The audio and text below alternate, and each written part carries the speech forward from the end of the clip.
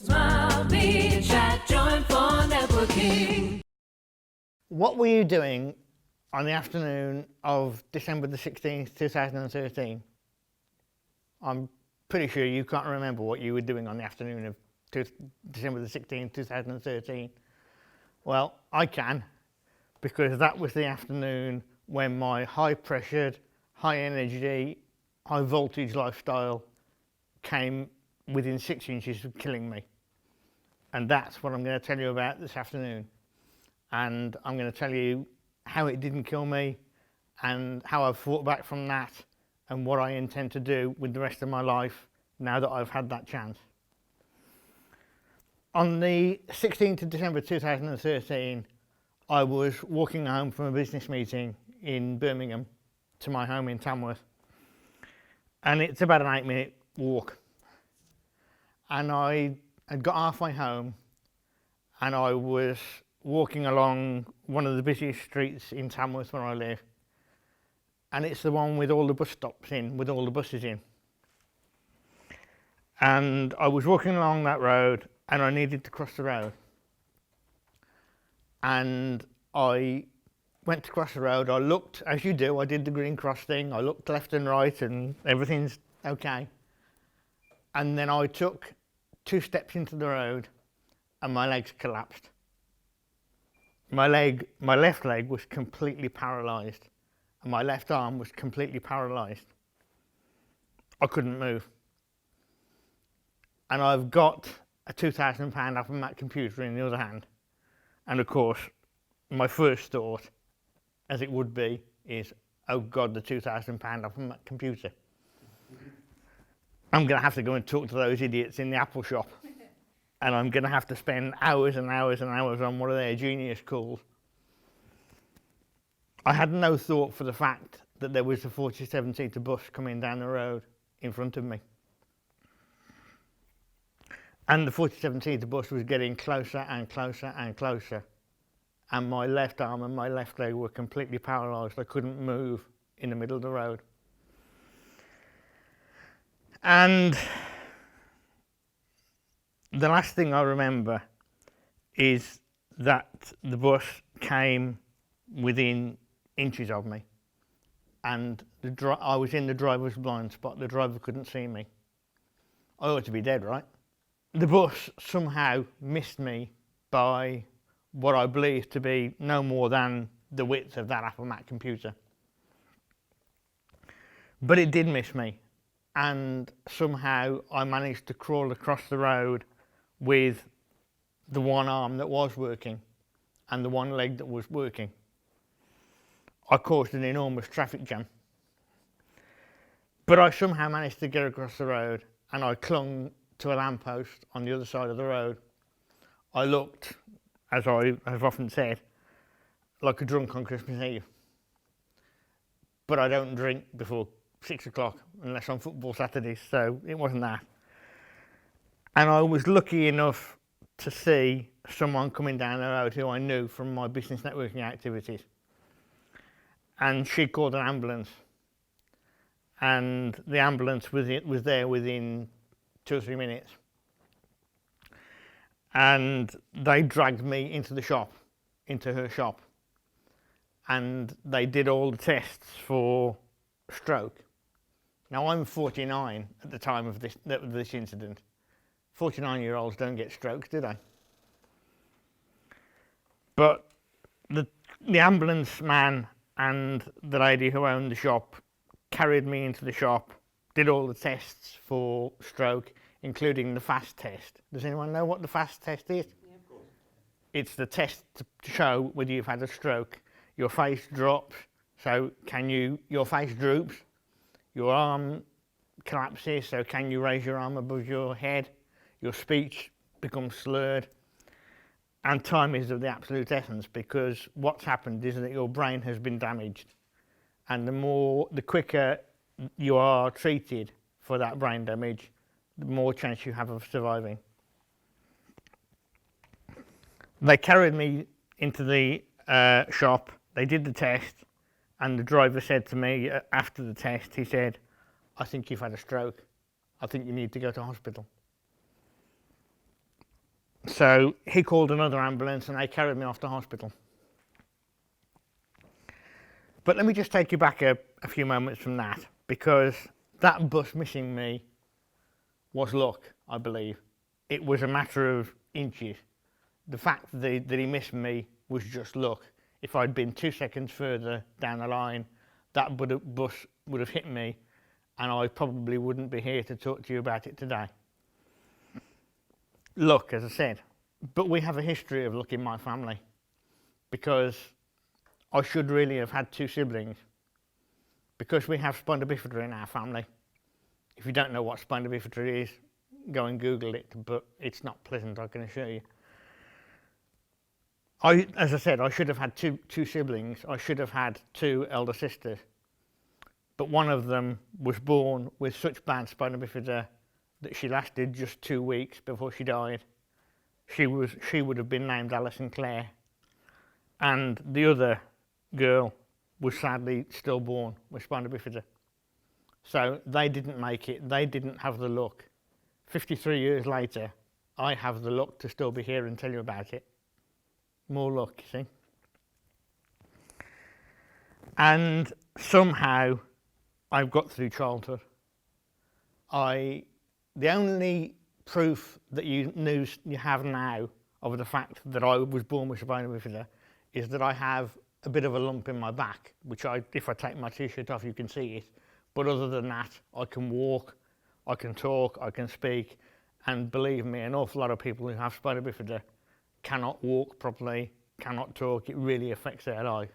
I was lucky enough that it didn't affect mine that severely.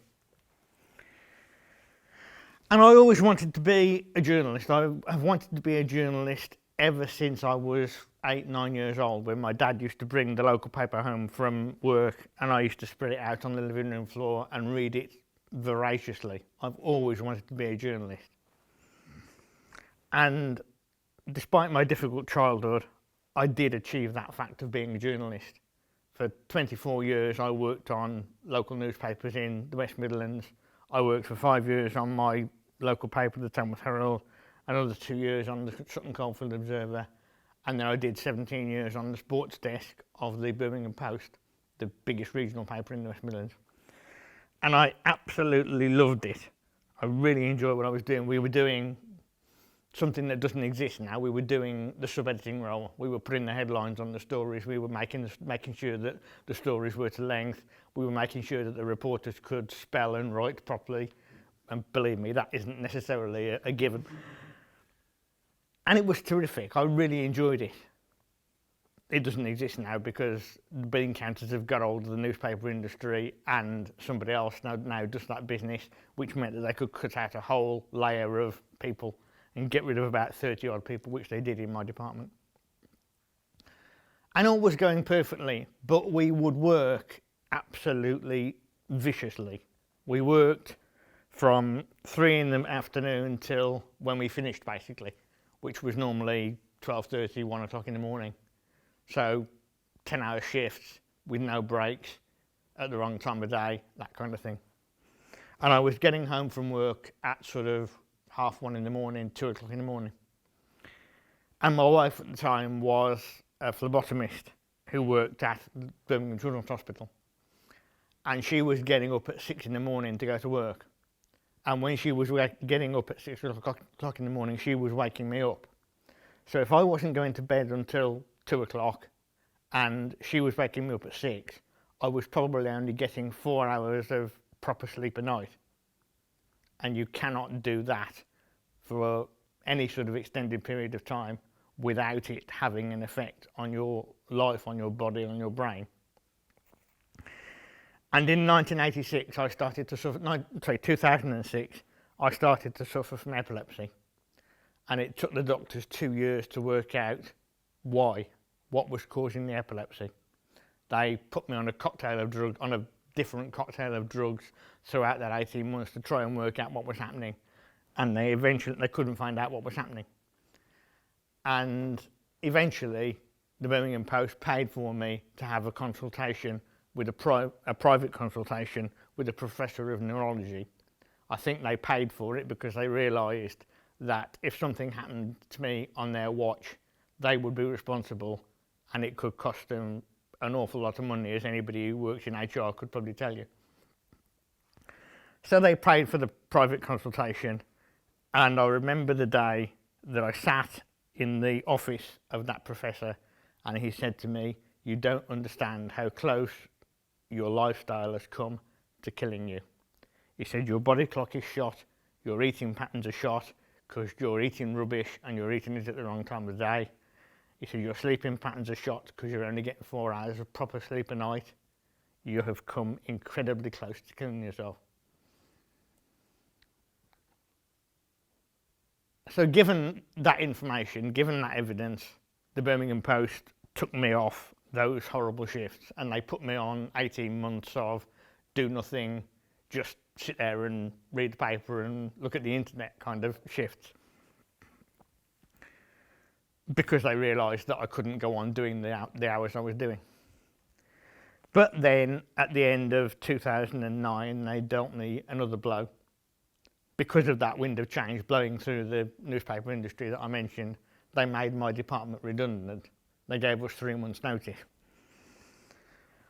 A lot of the people that I worked with, there were 30 odd of us that were made redundant, didn't have a escape strategy, but I did, because 6 months previously I'd been contacted by the editors of British Naturism magazine, yes, British Naturism magazine, and asked was I interested in editing their magazine. They asked me because my wife and I had been naturists for 20 odd years, and I was already involved with the magazine to some degree because I was helping to edit the travel pages on a voluntary basis a couple of times a year. And I said, well, yes, I'll do it, but I can't do it now because I've got a full-time job. But I was the union rep at the Post and Mail, so I was already in meetings with the sales director, the finance director, the managing director, and told and going through this, and I could see that I was going to get something going down the line and something unpleasant was going to happen. So I said to them, well, I can't do it now, but I know that there might be something in the pipeline. Ask me in 6 months' time. So when I got made redundant and when I left the Post and Mail on the 1st of January 2010, I rang them up and I said, is that job still available? And they said, well, when can you start? And I said, well, tomorrow. So I started immediately as editor of British Naturism magazine, and for 3.5 years I absolutely loved it. It was terrific. Being a practicing naturist, which sounds awful but isn't, I really enjoyed it because it took us to interesting places, we met interesting people. It was just a tremendously interesting job for 3.5 years. But then the 1% of BN's membership that votes in leadership elections voted to change the chairman. And she didn't like me. The new chairman didn't like me. In fact, she hated me. I know she was under pressure to cut costs, but she absolutely hated me and she wanted me out from the first day she saw me. We used to have endless arguments over trivial things, and it was obvious that I hadn't got a future there. So I had already decided to try and make 2014 my final year. But on the 1st of December 2013, they took that opportunity away from me. By a vote of what I now know to be 7-4, so by no means unanimously, the Executive Committee of British Naturism voted to terminate my rolling 1-year contract. I was absolutely devastated because I hadn't seen it coming. I'd made the mistake that far too many self-employed people do of relying on my biggest contract, and I'd made the mistake of thinking that they needed me more than I needed them, particularly because I was a naturist editing a naturist magazine. I thought that they would realise that I was more important to them and they wouldn't get rid of me, and they did. So for the next 2 weeks after they got rid of me, I networked too hard, I panicked about the money that I'd lost, I worked too hard, I stressed too hard, I put my brain through ludicrous amounts of stress. I was doing 5 network meetings a week all over the Midlands. I just couldn't cope.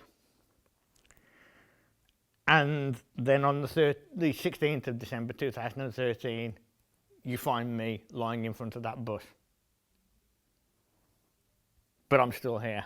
I missed the bus missed me. I'm still here. And I'm making the best of my life now. I believe that I've been given another chance. Look again, you see. And I'm trying to do what I can with the rest of my life. I'm medically retired from work because of the brain damage. I can't do more than about 3 hours of brain work a day. But I mentor stroke survivors and their carers because there is absolutely nothing out there to help stroke survivors and their carers when this happens to them. I'm training to be a counsellor specialising in helping stroke survivors because, again, there's absolutely nothing out there to help stroke survivors. And I speak to educate people about stroke. I educate people about the fact that stroke just doesn't just happen to 70-year-olds, 80-year-olds. It happens to people of my age and very much younger. One of my best friends in the stroke community was 14 when she had her stroke. And that was caused by these god-awful energy drinks. Because of the amount of caffeine that is in them, it puts terrible pressure on your blood and your heart. So I think I've made the best of my opportunities in life. I now want to make the best of this opportunity that I've been given. I'm 53, I'm too young to stare at the wall. If I can't work with for the rest of my life, I want to go out and do something good with it. And doing the best I can to educate people about stroke is what I hope to do. Thank you. Smile, be chat, join for networking.